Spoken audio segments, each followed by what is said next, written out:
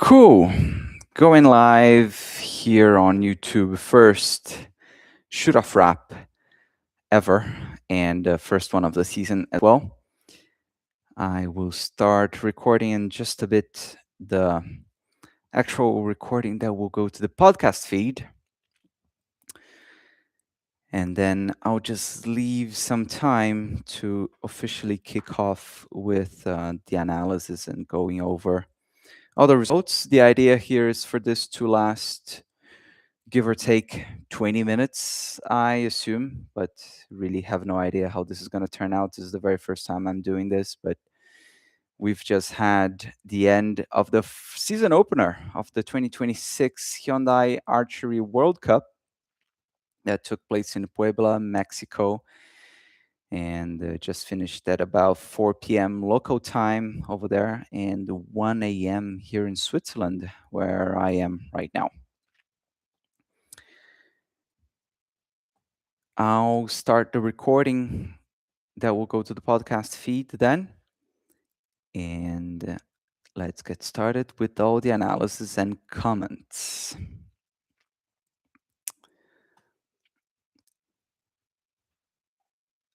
So, recording, and here we go then. Well, hello and welcome to the Shoot Off Archery Podcast. I'm Bernardo Oliveira, Brazilian Olympic archer, and this is the very first Shoot Off wrap, bringing some comments and analysis into all the action of the season opener of the Hyundai Archery World Cup that has just finished in Puebla, Mexico. I believe it's about 5 p.m. local time there in Mexico, past 1 a.m. here in Switzerland, but bringing all the analysis from the season opener. Well, the big talking points got to be Sara Lopez's comeback. She was away for during last year, and she was, of course, going to be one of the biggest talking points coming into Mexico. And she ranked third in the qualification round, struggling with the wind, just like everyone there in Mexico. And she said herself that she was quite happy with the seeding first after qualification, but on the other hand, she was kind of furious with her points that she thinks wasn't amazing. She shot 696, if I'm not mistaken. But then, well, she went through a couple of shoot offs on her way to winning gold in a very emotional way, as it is for her every single time. You really see how much every win means a lot to her. And this time it was no different. And the interesting thing was when she mentioned that today, because of the time she was away, it felt like it was her very first win back in Turkey in 2013. And I was there. I remember this vividly, seeing Sara Lopez, seeing history take place right before my eyes as Sara Lopez won her very first World Cup stage back then. And with today, it makes 11 stages that she has won, not to mention all the final stages, 9 final stages that she has won. She's by far the winningest athlete in the World Cup circuit. And it is very, very impressive to see that she was away from the circuit for a year, but came back as if no time had passed. So that was truly amazing on Compound Saturday, which was just yesterday. But then another highlight was who Sara Lopez defeated in the gold medal final, which was Estonia's Liesel Jatma.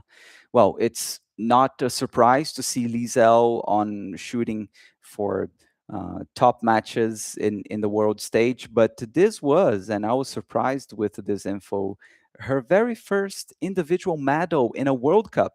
So big result for Liesel. She has won many medals in the mixed team with her brother, or maybe even with the team. I'm not that sure about that one, but well, anyway, it was a very impressive performance by Lizelle. She had a tight match with Alejandro Schiano from Colombia, who in the end finished third, defeating the home favorite Daphne Quintero. So that was very interesting in the compound women's side of the competition. But then moving on to the mixed team, it was an interesting um, final the gold medal final, where we had Denmark against the Netherlands. And there was a lot of attention in this match because, of course, so much attention is given to the mixed team competition in the compound because that is going to be their only event at the Olympic Games. So, as we are in this countdown to LA, there is a lot of special attention in the compound mixed team.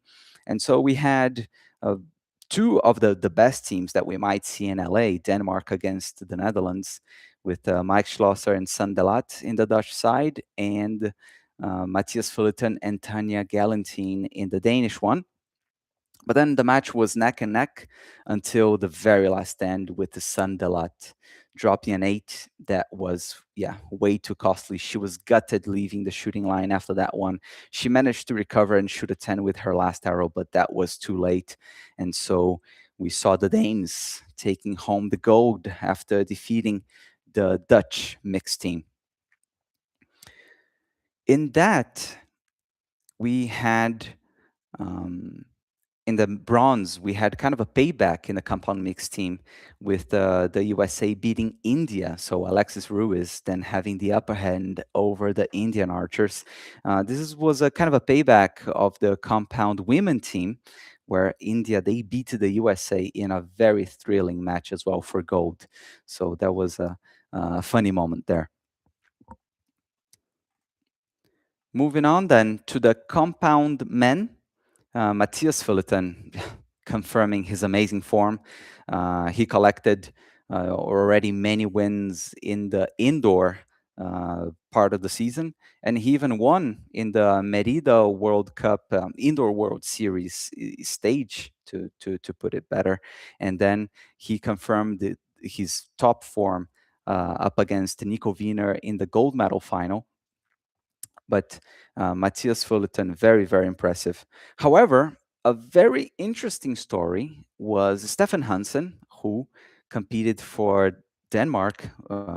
It's where he is from. So he competed for his home country for many, many years. Then we saw him kind of disappear from the target circuit. And now he's decided to switch to the USA team in what, I'm going to be honest with you, I thought was kind of a crazy call because um, the Danish team is super strong. So it wasn't because he was lacking the teammates to be going with him to international competitions. But then he chooses to shoot for the USA that has this amazing competitiveness just to make the team. But he did it, and now he's shooting at a World Cup stage for the USA team. And why not be in LA competing at the Olympics for the USA? That is impressive. But he struggled in so many moments, especially in the finals. And so he finished fourth, in the end, being beaten in the bronze medal match by Tim Jevsnik from Slovenia, who makes his final four appearance ever at a World Cup. So interesting result for the young Slovenian who struggled big time against Matthias Fullerton from Denmark. But very nice to see him recover so well to then beat Stephan Hansen from the United States by a single point. That was very, very impressive. Let's move on then to the recurve. Recurve Day, Recurve Sunday that we've just had concluding a couple of moments ago. So, interesting note was Turkey, that they finished second after also having ranked second. That is impressive because we've had many traditional European countries and also countries from the Americas competing there in Puebla. But then Turkey, confirming once again that the Turkey, they are making a very interesting, a very good job in terms of their whole archery program. So Mete Gaza's winning the Olympics back in Tokyo wasn't an isolated feat, and we really see that the entire Turkish squad is coming up, and now the Turkish women are no different. They're being led by Elif Gokir, a very young archer who has made some headlines and shot some amazing results. But then we see her also bringing some other female athletes with her, and that is very, very nice to see. But then, of course, I've mentioned all of this about Turkey, but in the recurve women, who dominated, and I'm not exaggerating when I'm saying this, was the Chinese women, a very young Chinese squad. They were only 21, 19, and 18 years of age. So very impressive. They simply won everything that they could have won. They won the recurve women team. They won the mixed team, and the three Chinese women, they were on the podium. So complete Chinese domination on that sense, and that is fair enough by them, because it is a country that has been, over the years and over the decades, honestly, they've been trying to beat Korea. And so if you are this country that is trying to beat the Korean women, who have never lost a gold medal in the Olympics, then if you want to try and do that, then you've got to dominate a stage where the Koreans are not there. And this is exactly what the Chinese did. Why the Koreans were not there? That is because they haven't finished their trials yet. And from what I was following, it seems that Lim Shi-hyung is already out of the fight to be in the team for this year, which is a big shock, but not that much when considering Korea. John Stanley, longtime journalist that covers archery. I really like what he says, that the Korean trials is very likely the toughest archery competition in the planet. But with that being said, in the recurve men team, one of the best matches of the weekend was USA against Turkey in the gold medal final, and it was thrilling. It came down to shoot off, and so it was neck and neck. Turkey had a little edge. They had the two tens to start, and then the USA, they had a 10 and a 9. And then came the time for Brady Ellison to shoot. He was the anchor, wrapping up the American rotation, and he shot an X that proved pivotal because it put the pressure on the Turkish. It was down to Mete Gazos, who was anchoring for the Turkish. And so he needed a 10 for it to be a 30. And take gold, but he shot a 9, and so it meant that the United States, they won gold in the recurve man team. It was very impressive. Cool to see the comeback of Jack Williams, who was missing from the team for some time, and the new face of Christian Stoddard. I saw him at the Winnipeg World Archery Youth Championships last year, and already very impressive. But now he is making his appearance in the senior team, and what a way to do it, winning gold. And the Christian Stoddard, as a matter of fact, he shot a 10 in that shoot off in the team. So to deliver a 10, starting off for the team in the big stage like this, nothing short of impressive. In the mixed team, a little surprised was Colombia. They had ranked 13th, and they made their way into the semifinal, ended up losing, so that put them in the bronze medal match, being represented by Isabela Forero Martinez and Santiago Arcila. But then, yeah, eventually they lost in the bronze medal match. But worth mentioning that they beat Mexico in the round of 16. So that was a very impressive result for the Colombians. But as I said, the Chinese, they dominated, especially with the women, and so it was a very comfortable win for the People's Republic of China over the USA in the recurve mix team. In the individual, I mentioned that the Chinese dominated, and I just wanted to have a quick word on the only non-Chinese archer, the only archer not from the People's Republic of China, because it was from the Chinese Taipei, Li Caiqi. We have seen her many times shooting with the very strong Taipei team, and so she has won many medals with them. But today it was very unusual to see her shaking so much. For sure, very clearly the nerves getting the best of her. She struggled big time in the semifinal. It was really like agonizing to watch. And even though in the bronze medal match she did manage to recover a little bit, it wasn't enough. And oh, that was painful to watch. So yeah, she finishes in fourth place in a World Cup stage, which isn't bad at all. But yeah, poor Li Caiqi, she struggled big time. Ended up losing to Huang Yuwei, who finished with bronze. And then Yuki, very impressive second appearance in the international stage, only 18 years of age. And then Zhu Jingyi, she was the big name today. She already had finished with a silver medal at the World Championships last year in Korea, and now she is the first recurve woman to book her place at the final stage, which is going to be in Mexico as well later in September. Now, the very last event, the recurve men in the individual, we had some amazing matches. It was really thrilling until the very end. So, the very first semifinal, we had Tang Chichun from the Chinese Taipei facing Mete Gazos. And Mete was up 4-0, but then he started struggling in a way that it's kind of characteristic to see him struggle over the last years. So he sometimes struggles to be consistent across a match. And so it gave Tang the opportunity to claw his way back. They had a shoot off.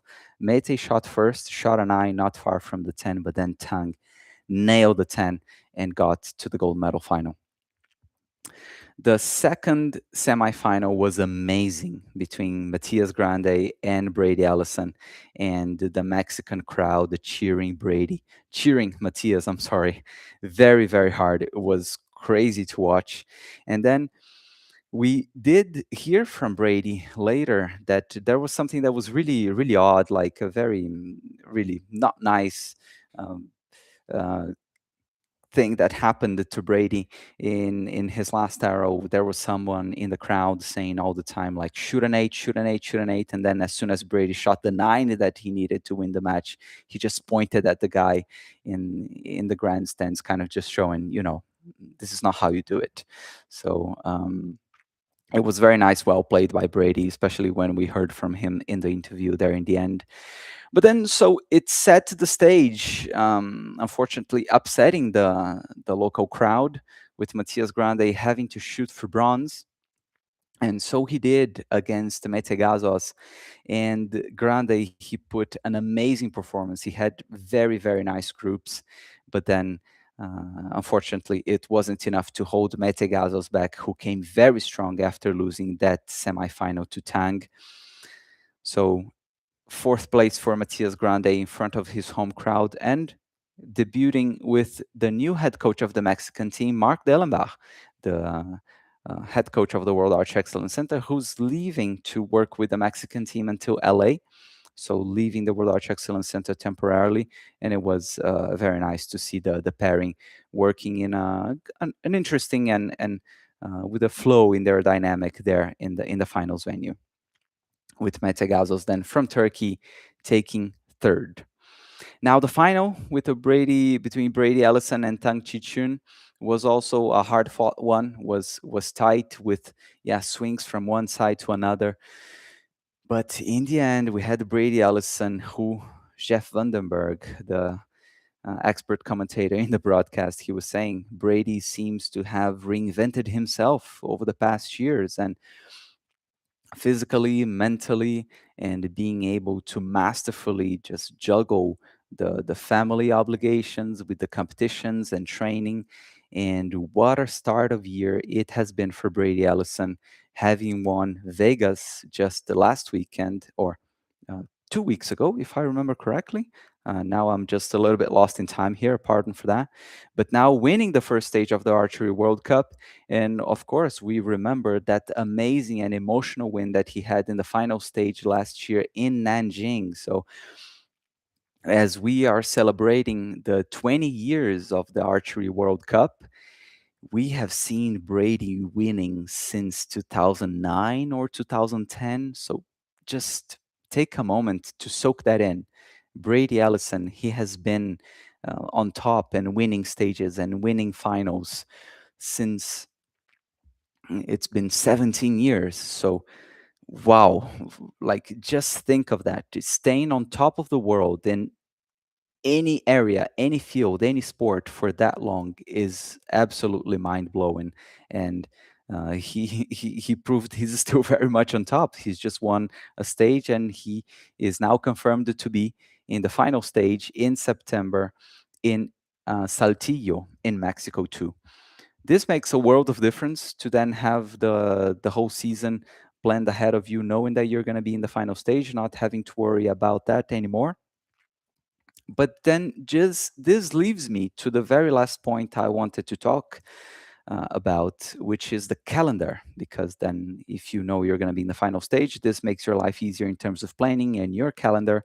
But as I mentioned, we are straight off the back from Vegas, and we've had two archers that I've seen mention this very short break between indoor and outdoor, and it was Stephan Hansen from the United States and my former teammate Marcos Dalmeida from Brazil. Dalmeida, uh, in specific, he was complaining a lot about it, especially after he lost in the first round to Thomas Rufer from Switzerland. That was by far the biggest shock in that first round. But Marcos Dalmeida, he was saying that yeah, it's not ideal when you have the indoor season finishing so close to the start of the outdoor season. We saw athletes saying that yeah, for them it wasn't a long enough time to prepare, and so we saw some of them struggle. And Stefan Hansen too. He said the same, that especially the compounders putting so much attention in Vegas, because it's up until the compound made it to the Olympic program, they used to say that Vegas was their Olympics. So this just shows how much that event is important for them. And so, of course, they were very focused on winning Vegas, and then now having to switch all the setups and everything for the outdoor season, that proved very tricky. And so we've had these two high-profile athletes just voicing their discomfort, let's say, with this short time to prepare, especially Marcos Almeida. He was a bit more um, a bit stronger on making his point on that. Well, this brings us to a close then. I gotta say, this was a little bit patchy from my side, but hopefully this was interesting. Just bringing all the information for everyone who couldn't really follow everything that happened over the weekend. And so I hope that, especially as your Monday and as your week starts, that this is at least going to bring you a little panorama on how everything played out in the season opener in Mexico. The second stage then is going to be in about a month time, from May 5th to the 10th. And it's going to be in Shanghai, China. Always a very nice setting for the Archery World Cup.